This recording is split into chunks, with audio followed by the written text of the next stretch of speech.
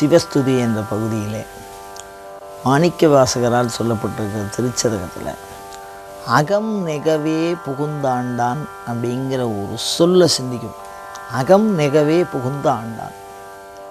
அதாவது கோயில்களில் இறைவனை தரிசிக்க செல்லுகிறோம், நம்ம போய் சாமி கும்பிட போகிறோம் அப்படின்னு சொன்னால், ஒரு புலன்கள் சார்ந்த அந்த மூலஸ்தானத்தில் இருக்கக்கூடிய ஒரு சாமி கூட ஒரு சந்நிதி விசேஷம்னா முன்னாள்னு அர்த்தம், திருமுன் அப்படின்னு அர்த்தம். அந்த சாமிக்கு முன்னாடி நிற்கிறது மாத்திரம் ஒரு வழிபாடாவோ ஒரு செயலாவோ ஆயிடாது.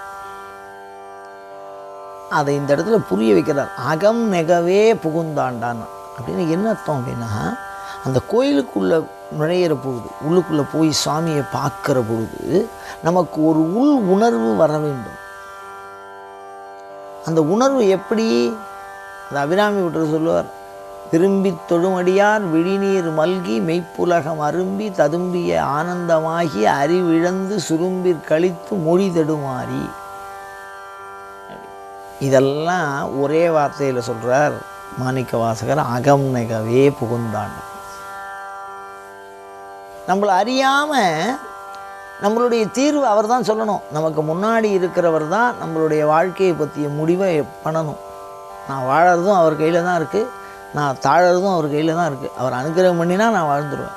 அவர் அந்த மாதிரி ஒரு விஷயத்தில் இல்லைன்னா நான் அதோட என்னுடைய வாழ்க்கையானது இல்லை அப்படின்னு ஒரு பூரணமான சரணாகதி அவருக்கு முன்னாடி அந்த உணர்வாக நமக்கு வரணும்.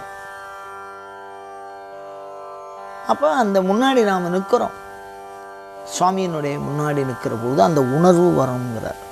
வெறும் உடல் மாத்திரம் இறைவன் முன்னாடி நின்னா பத்தாது. அந்த உடலோடு சேர்ந்து அந்த உள்ளம் நிற்க வேண்டும். அந்த உள்ளம் நிற்பதற்கு தொடர்ந்து கோயிலுக்கு செல்ல வேண்டும். அப்படி தொடர்ந்து சென்று ஏதோ ஒரு சந்தர்ப்பத்தில் நமக்கு சுவாமி ஒரு அனுகிரகம்னு ஒன்று பண்ணணும். ஒரு அனுபவம், ஒரு இறை அனுபவம்னு ஒன்று ஒவ்வொருவருக்கும், வணங்குகிற ஒவ்வொருவருக்கும் தனிப்பட்ட முறையிலே வர வேண்டும். அப்படி வந்தால் மாத்திரம்தான் இந்த அகம் நெகுதல் என்பது வரும். அது வரைக்கும் வரவே வராது. காரணம் என்ன?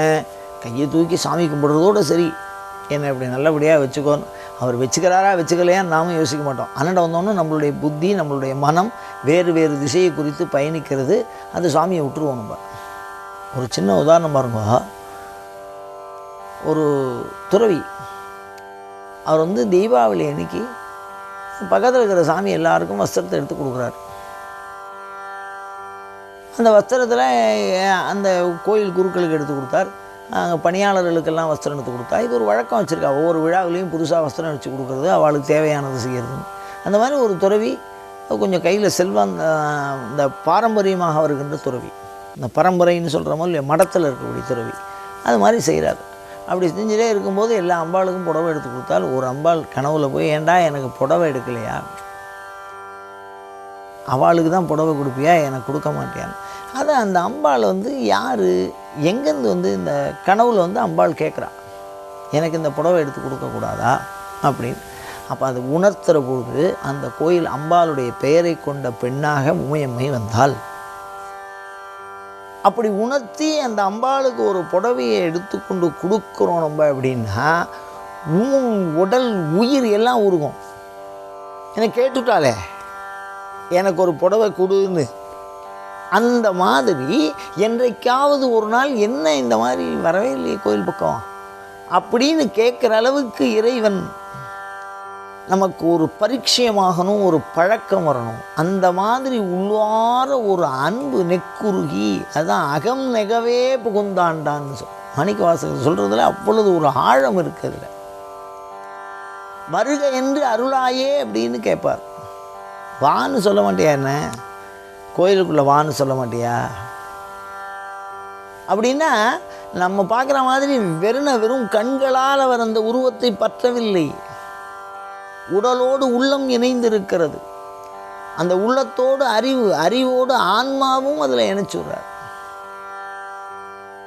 அப்படி உள்ளம் உருகி நாம் ஒரு பிரார்த்தனையை செய்கிறோம் என்று சொன்னால் அதுக்கு சிவபெருமானே முன்னின்று அருள்வார். அதுதான் அகம் நெகவே புகுந்தாண்டான் அப்படின்னு. இப்போ இந்த உள்ள நிகழ்ச்சி எப்போ வரும்னு நீங்கள் சொல்கிறீங்க? அந்த துறவிக்கு ஏற்பட்டது மாதிரி இந்த புடவையை எனக்கு ஒன்று கொடுத்தா என்ன, ஒரு சாதாரண விஷயம். அம்பாள் ஒரு புடவை தான் கேட்டா. ஆனால் தன்னை மனிதனாக மதித்து இப்போ பிரத்யக்ஷ அனுபவம் அவருக்கு சொப்பனத்தில் பார்த்தது, அதை நேரடியாக பார்க்குறார். அப்போ அந்த மற்ற சாமிக்கெல்லாம் விட்டு போச்சு, இப்போ அந்த அம்பாளுக்கு தான் தொடர்ந்து புடவையை எடுத்து கொடுத்துருக்கார்.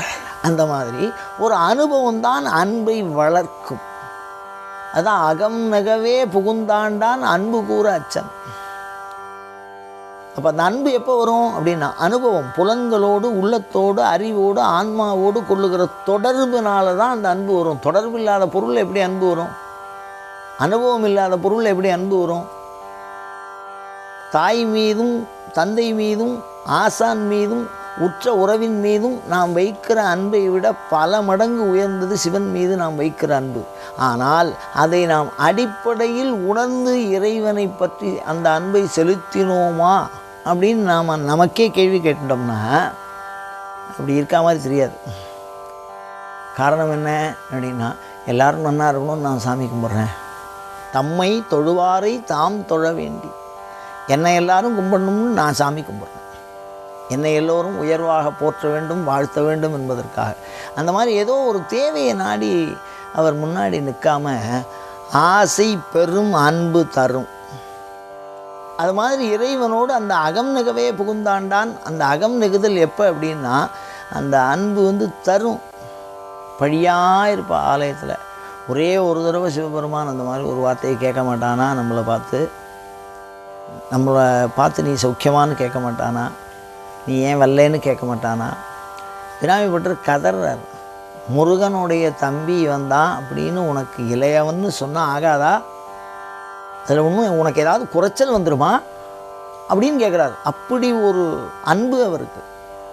அந்த மாதிரி ஒரு இறை அன்பை, இறைவனோடு தொடர்பை நாம் ஏற்படுத்தி கொள்ள வேண்டும். அப்படி ஏற்படுத்தி தருவதற்காக தான் பெரிய புராணம்.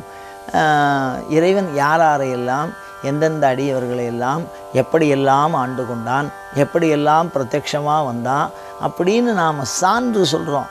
அந்த புராணங்களை சார்ந்து அதை படிக்கிற பொழுது, மன்மதனை எரித்தவனா இந்த சிவன், ஜலந்தரனை அழித்தவனா இந்த சிவன் அப்படின்னு ஒவ்வொருத்தருக்கும் கருணை பண்ணின தாயாக அருளியவனா இந்த சிவன். அப்போ அதனால் நம்ம அந்த அன்பு ஊறும்.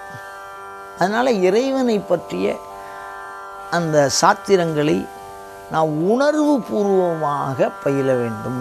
அறிவுபூர்வமாக பயில்வதை விட உணர்வு பூர்வமாக பயில்தல் என்பது நமக்கு இறை அன்பை தோன்றச் செய்து அதன் வழியாக அருளை நமக்குள் பதித்து நமக்குள் இறை அனுபவத்தை வரவழைக்கும். இது போன்ற தொடர்ந்த சிவச்சிந்தனைகளை தூண்டுகிற வினாக்களை எப்பொழுதும் உங்களிடமிருந்து எதிர்பார்த்தவனாய், அயம் தர்மஹா உத்தரோத்தராபிவிருத்திரஸ்து.